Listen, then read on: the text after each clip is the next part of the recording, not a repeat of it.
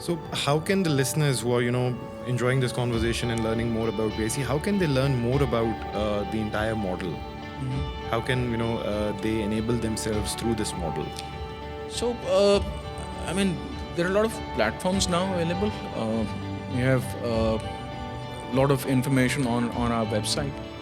We have put in a lot of impact reports Okay. since our work is aligned with 10 sustainable development goals. So every quarter we come up with a report targeting one particular SDG and putting up results on the work that we are doing and how the sector is performing on those SDGs. So there's a lot of information on our website. PMN does a lot of policy and advocacy work. They have reports available that people can tap into and understand how the sector performs. Then there are a lot of seminars and other knowledge material generated from the sector itself and also from academia now. Right. So they're also now doing a lot of work in generating and documenting results from the activity that they're Engaging with stakeholders across the board. yeah. So we have our agreements with PIDE. We work with a lot of institutions, LUMS and Law School of Economics, and these are also involved in several sort of result-based publications that we put in. Wonderful. And there are also others, journalists that also write about microfinance. Interesting. One last question before I let you go for the day. Your challenge fund. I'd like to talk about that because most of our audience is from the startup community, and as you know, the startup community has always been struggling to raise funds with this, the recent wave of dried funding in the ecosystem. You haven't had a funding round for a very long time, and it's the first time since more than a decade we haven't had a substantial amount of funding coming in. By the way, I really like the idea about impact funding, and that's what we are promoting here at NIC as well. We are also working on avenues where we can create those impact funds for our startups. But I would want to, I would want you to share some insights about how the challenge fund works and what sort of startups or technologies can be incorporated or take benefit through that. Babar, as I said, we are primarily focused on financial inclusion. So, in the financial inclusion sort of landscape, there are a lot of fintechs that have recently entered. There are a lot of digital platforms that uses data and sort of information they extract from businesses to leverage and allow commercial banks to and commercial lenders to do credit through that. So right now, the challenge fund that we launched back in 2022 was part of our efforts to develop products that can help, as I said, accelerate financial inclusion, reduce risks, bring efficiencies, and take microfinance to underserved areas. So that's the 3-4 basic pain points that we have. Perfect. So every year, PMIC uses about 15% of its profits into development of these products. I said the products that we have in renewable energy, education, livestock, crops, and so we're putting up our own profits into development of these product verticals. And what we saw was that now these new organizations coming through, they have different ideas, they have technologies that can help achieve our objectives.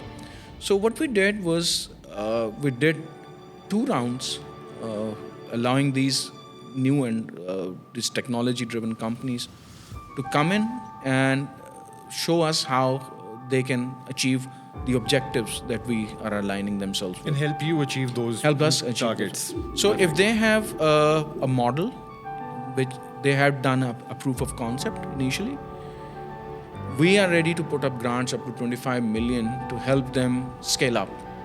Very interesting. So the first model that I said, we worked with an agri-tech. We put up money, 25 million, to help them increase their on-field presence.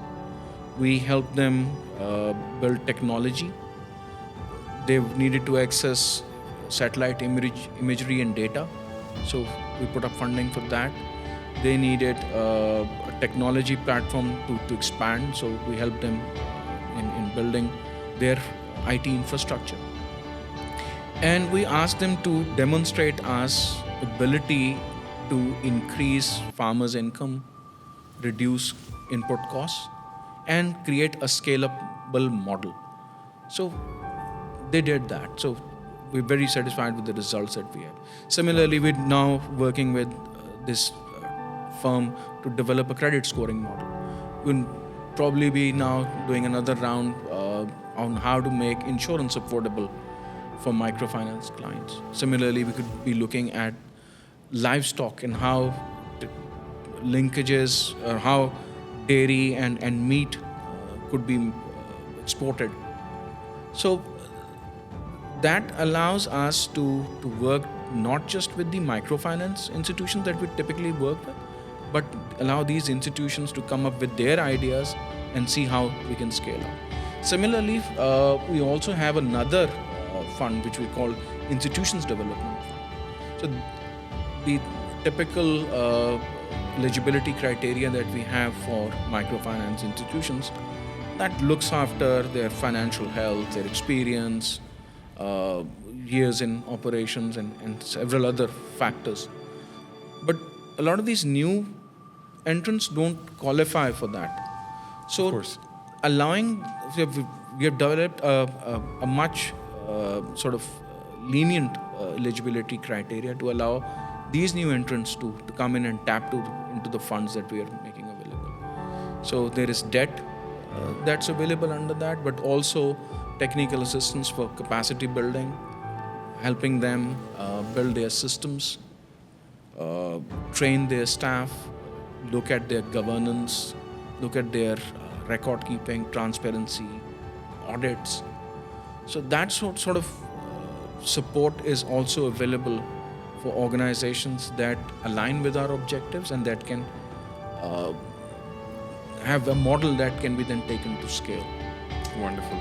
Wonderful. Sounds great. Saqib Saab, thank you so very much for joining me today. And it was indeed a pleasure.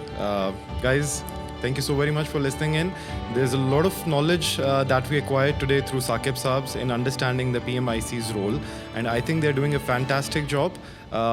Not only the credit scoring model, but also the impact investments that they're trying to promote in Pakistan, along with the Challenge Fund.